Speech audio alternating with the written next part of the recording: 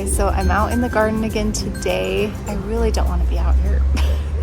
There's just some days in the summer when it's super hot that I just don't want to be here, but I've shown up and I'm gonna do it. There's some maintenance things that I need to do, so I was going to show you guys what I do to maintain things in the summer. It gets to be really hard because it gets hot and everything looks kind of dry and tired, but there are some things that I keep up on.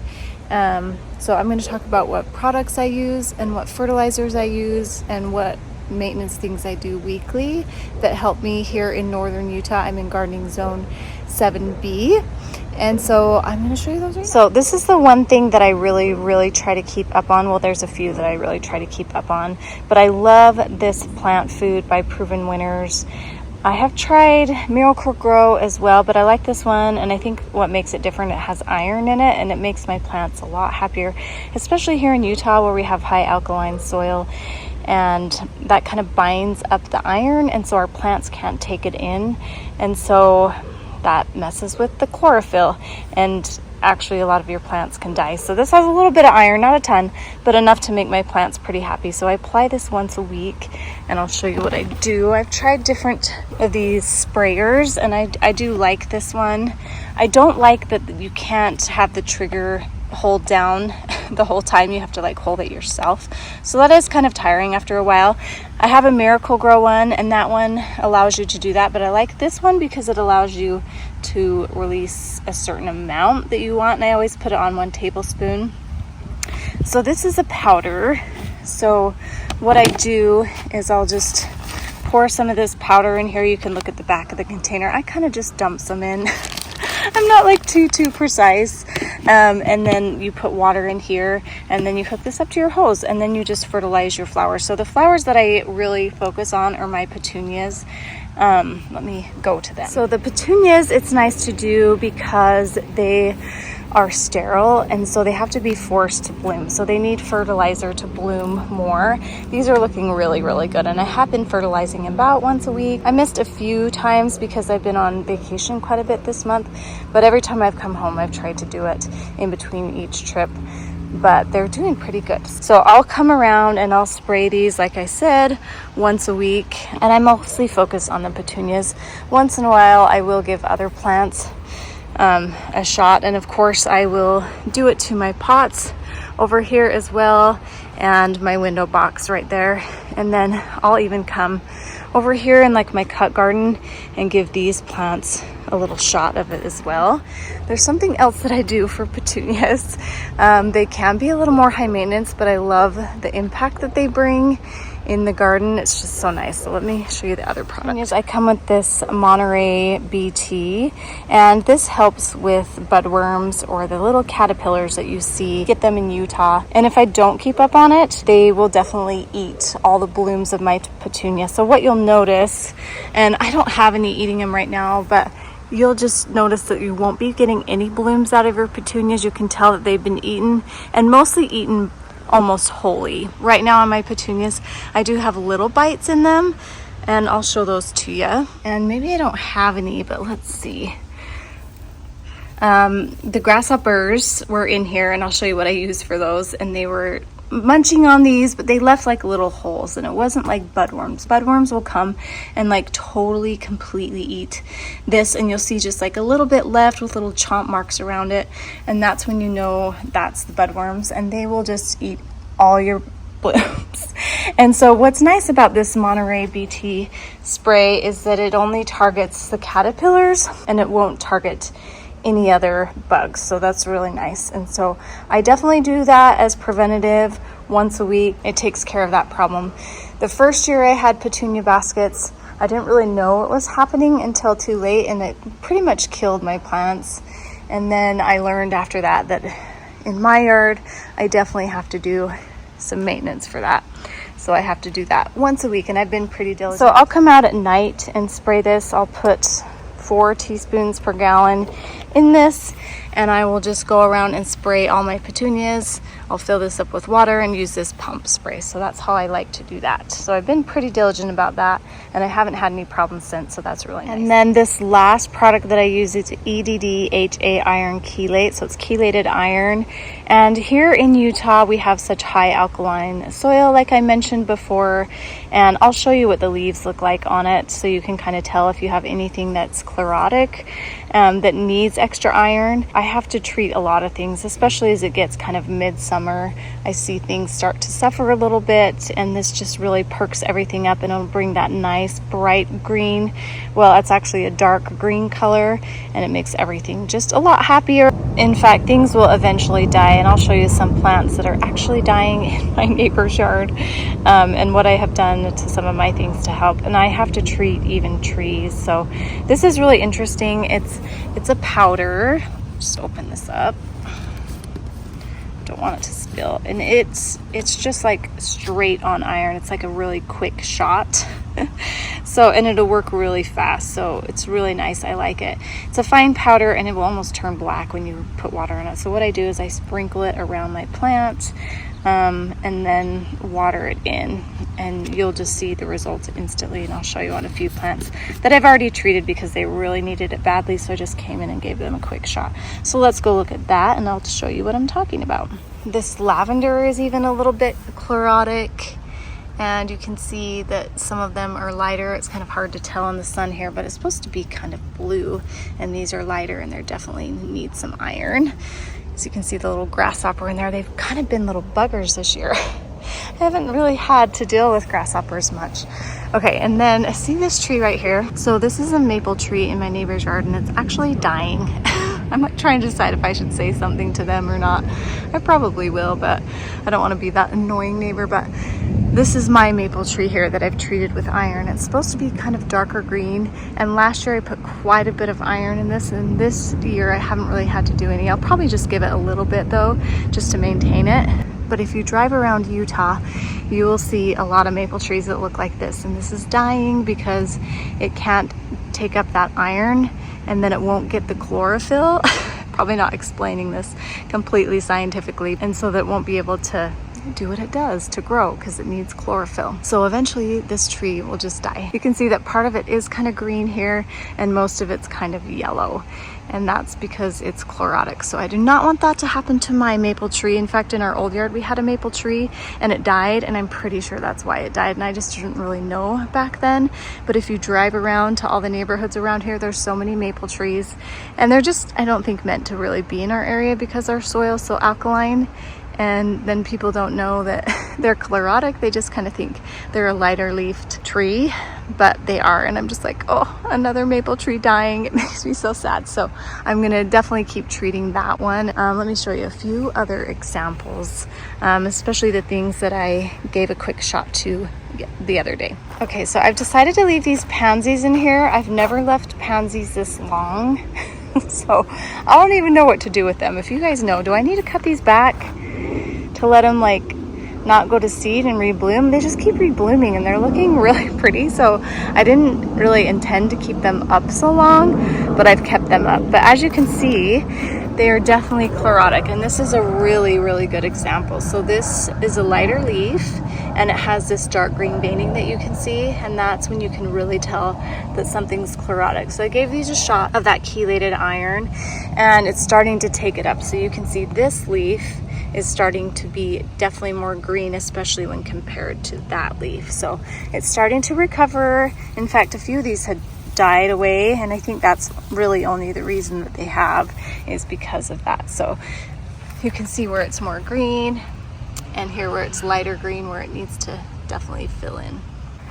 Same thing here. I might have missed this one because it's really not bouncing back, so I'll try to give this one another shot. And this one is starting to take it up, so it's looking a lot better if you can see the difference there. So up on here on in my rock garden or pine tree garden, I have this thread leaf coreopsis, and you can see that it's chlorotic too. I've never had this be chlorotic, but I was looking at it and I'm like, this definitely needs some iron. So I'm gonna give this a shot. You can see these ones that are bright green, and it's supposed to be this kind of deeper green color there. So that will get a shot of it too. And then I will give a shot of it to my petunias just because they always just seem like they need it, and they always perk up a little bit when I do that. These don't get a ton of sun, and so they're not like as big as the other ones that I just showed you, but I'll give them just a tiny little shot of it as well. And sometimes I have to do that for my verbena, which has been really slow this year. I don't know why. So slow to get going, but it's finally kind of perking up, and I think I'm gonna get some blooms on this finally. Sheesh, I don't know what's taking so long. And then I'll treat this spirea. As you can see, this one's worse than the other one. It's definitely got chlorosis here, so I'll treat those. And then hydrangeas are always something else that love it too, and I'll come in and treat this one's doing pretty good, but you can see it does need a little bit. So I will come and treat this one as well. And I'll probably give some to this verbena because I can see that it's kind of looking the same way up here. This delphinium, I will probably give a shot of it. It's looking a little sad. I'm new to delphinium. I need to do a little more research. I'm not sure if these always get kind of sad in the heat. We have definitely been super hot here. Super hot. It's been like in the 100s for a month. We haven't had we've had like a trace of rain in, I would say, a month and a half or 2 months.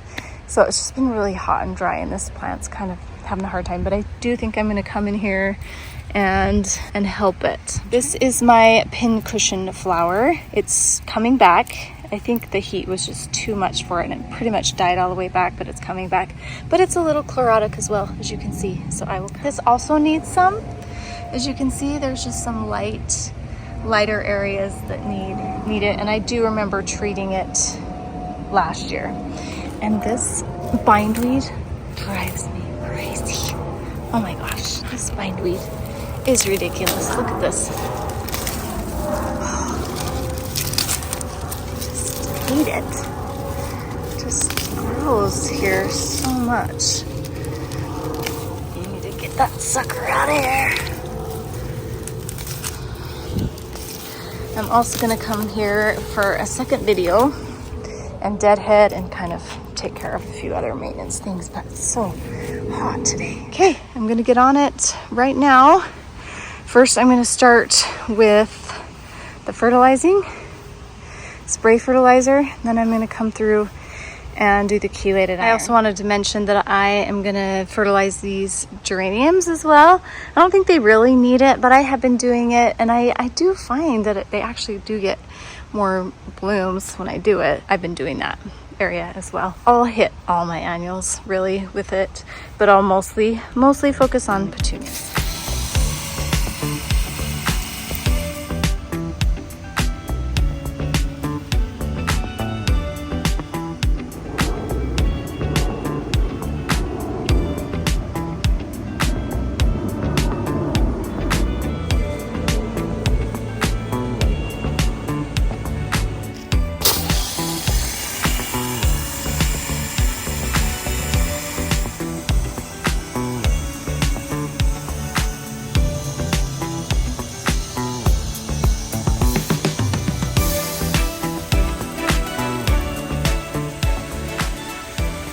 So I did do my hanging baskets. Those are petunias, so I make sure to always do those. I actually add other fertilizers on that as well, and maybe I'll do a separate video on that. I'm not sure. Anyway, mostly this year I've just been kind of lazy and just been doing this one. But years prior, I like rotated certain ones. But they've been doing fine with just this one, so I kind of like that more simple routine. But I got these geraniums, and then I got the petunias here and the petunias over there. You also saw that I did the ones out front as well. And then I also did these petunias here. And I have some petunias down here, the Hoopla Vivid Orchid, that are new this year from Proven Winners. And they're kind of struggling down here, and they're in a really sandy spot. I knew they'd kind of have a hard time. They look okay, but they definitely need some chelated iron. So I'm gonna come in and put chelated iron on these too. And I forgot to mention too, that roses also suffer from chlorosis here too. These are looking a little bright green, you can see. And then I'll show you over here, I have a few other roses that need it. I'll probably put it on most of my roses. I'll kind of go around and look at them. Okay, this has a scoop in it somewhere, but I think it's down below. So I just grabbed a tablespoon that I keep out in the garage, and I'll be careful not to knock this over, but I'm just gonna spread this powder. You wanna do it kind of around the roots. I'm just gonna do the best I can because that plant's kind of down there. So I'm gonna do that. Hydrangea. This hydrangea, there is a chart that has suggestions, but I literally just kind of do this, and you don't need a ton. I'll try to be a little bit more sparing. Hit these spireas. Just kind of get that in the center. Maybe a little bit more for this one. But you'll see when I come through and water just how black this stuff is. It's insane.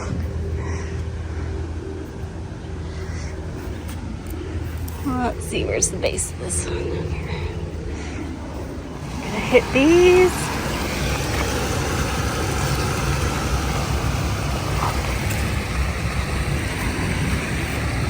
And I just watered these with the other fertilizer, but that'll be okay. Let me get this spirea up here.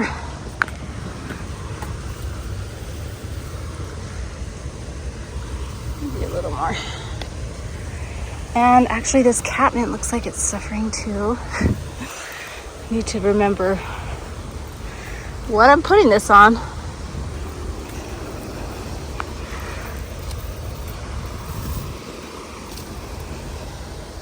These roses. Do a little bit more on these. A little bit of the verbenas. I just think they'll be happier. This hydrangea is really having a hard time, and I think part of it is it hasn't been watered well because I have a sprinkler issue here that I need to fix, and it's chlorotic for sure. So hopefully that will help that. I'll give this hydrangea some. Oh, there's the spider web. This heuchera is suffering. In fact, I noticed that about the other one. That's probably too much, but going for it. And now I'm going to hit all of these hydrangeas here.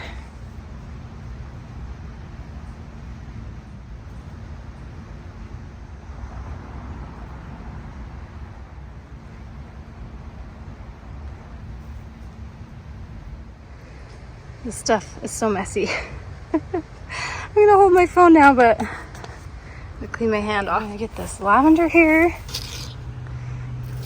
Probably using a little more than necessary, but that's okay.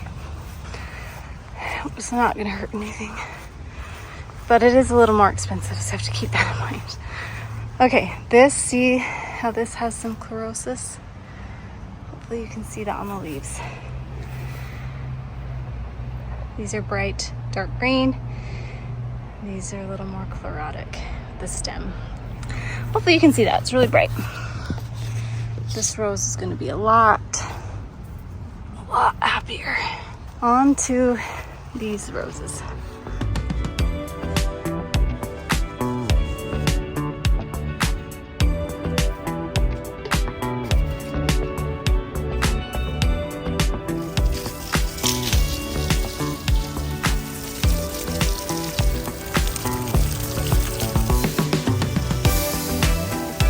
Okay, I got everything watered in. It is so hot out here, you guys.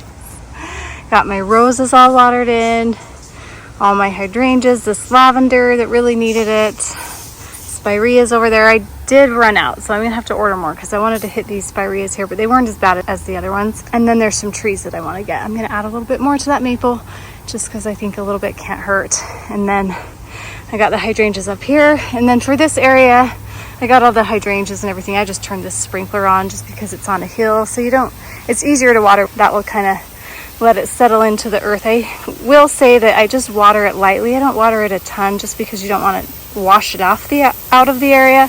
You want to keep it in the area, but still let it soak in. You don't want it to blow away or anything. And hopefully with those close-ups you saw that it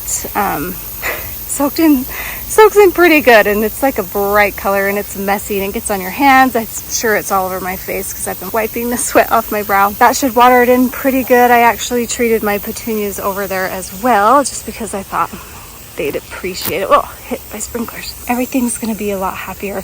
Just really in Utah in midsummer, everything just gets really hot and tired and lacks iron, and so it looks kind of terrible. But here, we'll go on the sprinklers for a minute because it'll feel good. But this is what it looks like on top there. I turned my camera around to say goodbye and decided I wasn't gonna use it. I have iron all over my face. I kind of look like Carrie right now. It's terrifying. So anyway, I'm gonna send you out this way. I think you'll be happy that I decided to do that. So thanks so much for watching. We'll see you guys next time. Bye.